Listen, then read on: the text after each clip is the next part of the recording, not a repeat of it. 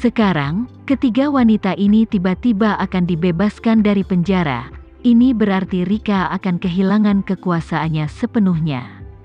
Akibatnya, banyak orang yang ditindas, dipermalukan oleh Rika, dan bahkan dibersihkan oleh ketiga wanita itu, mulai menyalakan api balas dendam di hati mereka. Semua orang menantikan untuk membalas dendam kepada Rika setelah ketiga orang itu pergi, untuk melihat apakah dia masih disebut hantu Gunung Bedford. Karena itu, sepanjang waktu sarapan, Rika selalu bisa merasakan tatapan mata dan ancaman dari segala arah. Rika yang bingung, setelah sarapan, pergi ke taman untuk mengambil telepon umum sesegera mungkin, mendapat telepon, dan segera menelepon Tama. Setelah menerima telepon Rika, Tama tidak merasa aneh sama sekali, dan bertanya sambil tersenyum, "Bu, mengapa ibu meneleponku begitu awal? Aku sudah melakukan semua yang ibu minta lakukan kemarin, dan diharapkan polisi New York akan berada di sana setelah seminggu, ibu akan mendapatkan kembali kebebasan ibu. Selama waktu ini, ibu dapat bersenang-senang di sana dengan teman-teman barumu, dan omong-omong, ibu juga bisa mengumpulkan beberapa bahan untuk buku yang ingin ibu tulis." Rika menekan rasa takut di hatinya dan berkata, "Menantuku yang baik, tentang itu, lebih baik biarkan mereka melepaskanku dengan cepat, aku tidak ingin tinggal di sini." Tama pura-pura terkejut dan bertanya, "Bu, kenapa kamu tiba-tiba berubah pikiran lagi? Aku baru saja menyuruh mereka mengatur sesuai permintaanmu. Aku khawatir itu tidak akan berubah lagi." Ketika Rika mendengar ini, dia bahkan lebih ketakutan, dan bahkan suaranya sedikit gugup dan memohon, "Menantuku yang baik, tibuk bantu saya menemukan cara untuk mengeluarkan ibu dari sini sesegera mungkin. Yang terbaik adalah membiarkan ibumu keluar dari sini sebelum tengah hari-hari ini. Aku benar-benar tidak ingin tinggal di sini." Tama bertanya entah kenapa, "Bu, ada apa denganmu? Sebenarnya, aku pikir motivasi ibu untuk menulis buku kemarin sangat bagus. Ketika buku ibu selesai dan diterbitkan di Indonesia pada waktu itu, kami juga akan membiarkan orang melihat sisi Amerika Serikat yang tidak diketahui, dan bahkan mungkin memenangkan penghargaan." Rika melihat bahwa Tama benar-benar mempercayai ucapannya yang tidak masuk akal dan itu membuatnya merasa sangat kesal, tapi dia tidak berani memberitahunya yang sebenarnya. Jadi dia hanya bisa menggigit peluru dan berkata, "Kamu juga tahu tentang situasi ibu, bagaimana orang sepertiku bisa menulis buku? Jika tidak ditulis dengan baik, bukankah itu akan membuat orang tertawa?" Setelah berbicara, dia tidak sabar untuk bertanya, "Menantuku yang baik, bisakah kamu mengeluarkan ibu hari ini? Ibu tidak bisa tinggal lebih lama lagi. Tolong bantu ibu." Tama pura-pura terkejut dan bertanya, "Bu, apa yang terjadi padamu? Apakah ibu diganggu di dalam?" Rika ingin mengikuti kata-kata Tama, katakan padanya bahwa dia memang diganggu di penjara.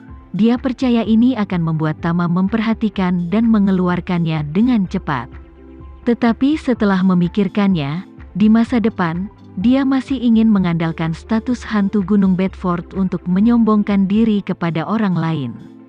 Jika dia sekarang mengakui bahwa dia diganggu di penjara, bagaimana dia bisa memberitahu orang lain dengan jelas tentang waktunya di masa depan? Pengalaman legendaris lembaga pemasyarakatan Bradford Hill. Memikirkan hal ini, dia hanya bisa dengan cepat menjelaskan, "Ibu terutama merindukanmu, dan ibu memimpikannya Alena tadi malam, jadi kupikir ibu akan meneleponmu saat ibu makan pagi ini. Lebih baik keluar lebih awal dan melihat Alena lebih cepat." Tama berpikir sejenak, dan berkata dengan sedikit malu, "Bu, aku pasti akan membantu ibu dengan masalah ini, tapi aku tidak tahu apakah itu bisa dilakukan. Tentu, jika ibu tidak bisa keluar hari ini, ibu akan bekerja keras dan gigih, dan aku akan mencoba yang terbaik untuk membiarkan ibu keluar besok atau lusa." Rika berkata dengan gugup, "Menantuku yang baik, bisakah kamu sedikit lebih cepat, jangan besok atau lusa. Pikirkan cara untuk melihat bagaimana aku bisa keluar hari ini juga. Tama mendengus dan berkata, aku akan menelepon teman-temanku dan tunggu kabarku dulu. Rika buru-buru berkata, menantuku yang baik, kalau begitu ibu akan meneleponmu nanti siang. Kamu harus membantu ibu keluar dari sini secepat mungkin. Iya bu. Tama sengaja mencoba membuatnya gugup. Dia mengingatkannya, Bu, aku masih mengatakan itu, ibu baru saja mengatakan kepadaku kemarin bahwa ibu tidak ingin keluar untuk saat ini. Tapi sekarang ibu tiba-tiba memberitahuku bahwa ibu ingin keluar hari ini. Aku benar-benar tidak tahu tentang itu. Tidak bisa memberikan jaminan 100%. Rika sangat kesal saat ini, tetapi dia juga tahu bahwa permintaannya terlalu mendadak, dan mungkin sangat sulit bagi Tama untuk memancingnya sebelum tengah hari. Lagi pula, mulai sekarang hanya ada 4 jam tersisa untuk makan siang. Memikirkan mendesaknya waktu, hati Rika langsung menjadi gelisah. Tapi sekarang dia hanya bisa memberitahu Rika, menantuku yang baik, kamu harus melakukan yang terbaik. Setelah berbicara, dia berpikir dalam hati, jika dia masih melakukannya pada siang hari, aku tidak yakin, aku akan meneleponnya lagi saat istirahat makan siang, dan kemudian aku tidak akan peduli dengan wajahku, menangis dan memohon padanya untuk membiarkan dia menemukan cara untuk membawaku pergi. Menutup telepon, dia berjalan melewati taman bermain dengan panik, mencari 3 wanita. Kali ini, tidak ada tahanan lain yang ditemui lewat memanggilnya Nyonya Rika atau Saudari Rika dengan hormat. Semua orang memandangnya dengan senyum yang bukan senyuman. Itu karena ketiga wanita itu belum dibebaskan dari penjara, jadi semua orang tidak berani langsung menyusahkan Rika. Pada saat ini, Rika mendatangi ketiganya dan berkata dengan cemas, kamu belum pergi, mata orang-orang yang menatapku ini tidak benar. Jika kamu pergi, apa yang harus aku lakukan? Angeline, pemimpin ketiganya, dengan cepat menyarankan kepadanya, Saudari Rika, maka kamu harus menemukan cara untuk keluar. Sulit bagi penjaga penjara untuk menjamin keselamatanmu 100% di sini, belum lagi Emma dan Jessica mengincarmu. Rika mengangguk lagi dan lagi, aku sudah menelepon menantuku, tapi aku tidak tahu apakah dia bisa mengeluarkanku secepat mungkin.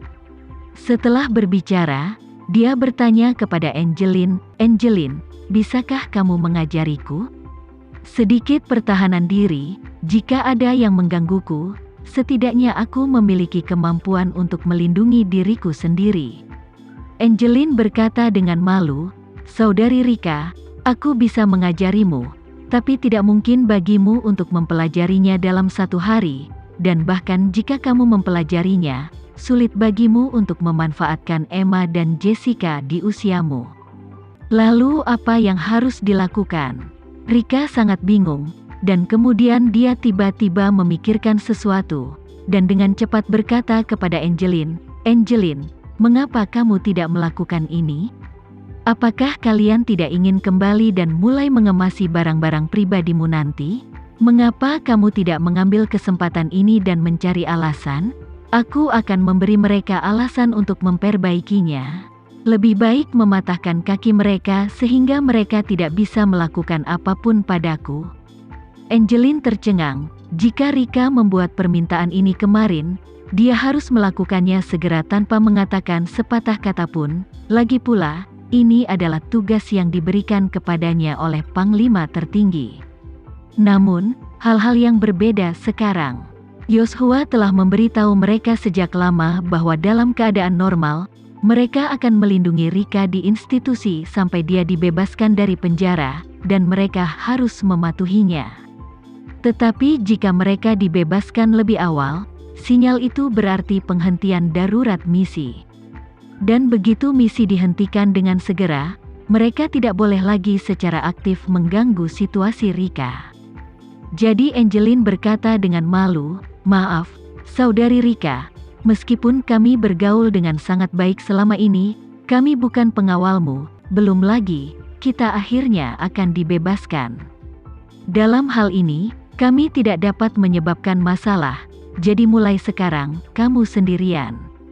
Dengan kata-kata Angeline, Rika jatuh ke gudang es yang dingin.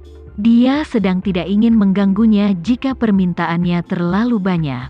Dia hanya tahu bahwa Angeline, yang telah melindunginya di institusi, tidak lagi peduli dengan hidupnya.